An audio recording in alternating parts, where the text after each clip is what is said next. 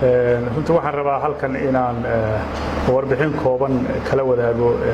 dadka reer Puntland oo ku saabsan waxyaabihii ka dhashay daadadkii 28 bishan sida degdega ah goor habeennimo ah u miray magaaladan Qardho runtii dadaalo badan baa laga muujiyay iyo hawlo badan ayaa laga qabtay muddadii koobnayd ee ka dambeysay xilligii ay dhaceen daadadkaasi aad la socotaanba waxay geysteen khasaare aad u fara badan khasaare naf iyo maalba leh ilaa 6 qof baa ku dhintay aad la socotaan Allah u naxariisto guryihii iyo businessyadii iyo hantidii dadkana runtii burbur weyn baa soo gaaray taasina waxay keentay magaaladii daadadku inay kaga tagaan dhul fara badan oo biyihii ilaa hadda ay fadhiyaan waxa jira masquulihii iyo ceelashii iyo inay isku furmeen dhammaan biyayowgii halkaana biyihii ay noqdeen contaminated ama ay wasakhoobeen meelaha suuqyada ahaan jirayna runtii dhiiqo fara badan iyo qashin fara badan oo isku khaldamay ama isku qasmay ay ka muuqatay oo aan anagu ku soo aragnay indhahayaga wasiir ahaan halkaas waxaa nooga muuqatay runtii inay ka dhalan karto khatar aad u weyn oo caafimaad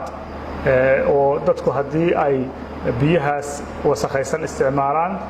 ama ay u ogolaadaan caruurahooda inay ku dabaashaan iyo sidoo kaleba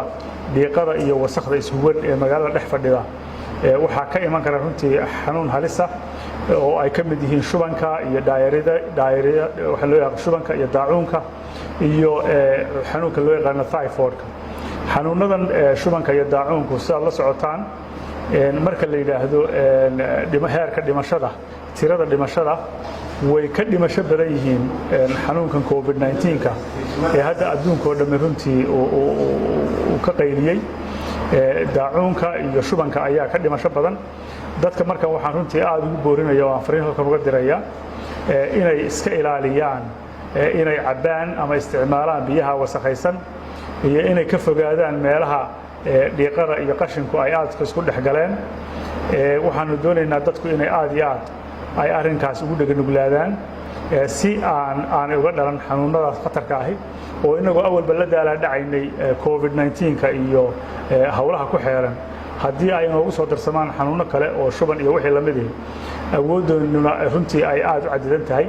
aad garan kartaan culaysyada ay keeni karto marka dadka reer Qardho waxaan rabaa inaan aad runtii ugu booriyo inay arrintaa ka feejignaadaan wacyigelin fara badanna waxaanu rabnaa inaanu ka samayno